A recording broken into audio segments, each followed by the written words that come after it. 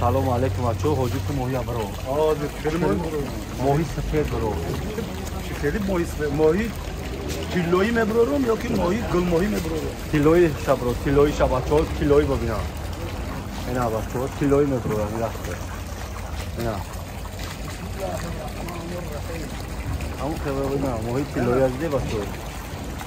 ماهی گل ماهی فهمیدی؟ ماهی گل ماهی کیلویی ها؟ کیلویش میگم بچه‌ها. کیلویی. انا تو ماهی گل ماهی راست گل دو. اینا جاری بعد در تو. این ماهی را. ای بابا جو نشون شده؟ نشون زمینه. خیلی درو شده. ماهی گل ماهی. انا که خاندنا باتون گوش کنین. ماهیوی گل ماهی حاضر در وطن عزیز سربلندو در بسیار جاها من که بسیار چاکو کردگیم ماهی رو برآوردگیم. ماهی البته ماهی گل ماهی بسیار پرورشش خینه راست خودشم خینه خوراکش ای ترکیه ای دیگه مملکت‌ها میبیان دلار قطع میبیان. شما با نگین که ماهی قیمت است باور که همین ماهی را بین حد راست خود داره. خب شلو با امر خدا با سالهای نزدیک خوراک گل ماهی را خیلی تشکیل میشود. تشکیل شده است. بهترین ماهی است. برای همین من میخوام که در تمام یعنی جاهای فروشگاه ها مغازین ها همکل بسین چاکو شما ماهی برآورده شود تا که مردم سربلند عزیزم ای گوشت خوش صفت ماهی سیر کنند. در دوره سیور هر روزی جمعه روزی ریب میدیم بود. میدونی؟ نمیدونم کاری داره. نمیدونی گولا که خواهی ما میدونیم.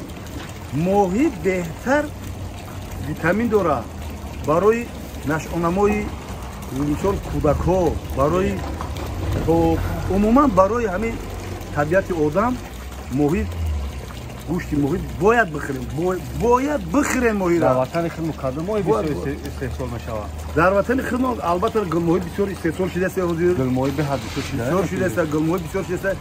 کمتر مشکل‌های اومدگی هم برای گل ماهی پرورا خیلی اینا هم پس سر میشود.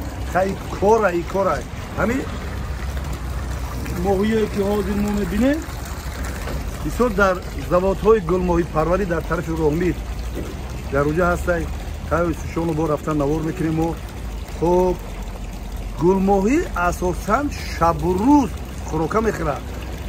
مثال زمستان هم خوراک میخوره. زمستان هم گل ماهی خوراک میخوره. خوراک میتواید گل ماهی در آبای سرد خنک یعنی که تو 15-16 گراد ای باید گراد او بالا نباشه. خنک باید باشه. چقدر خنک که بدم نباشه.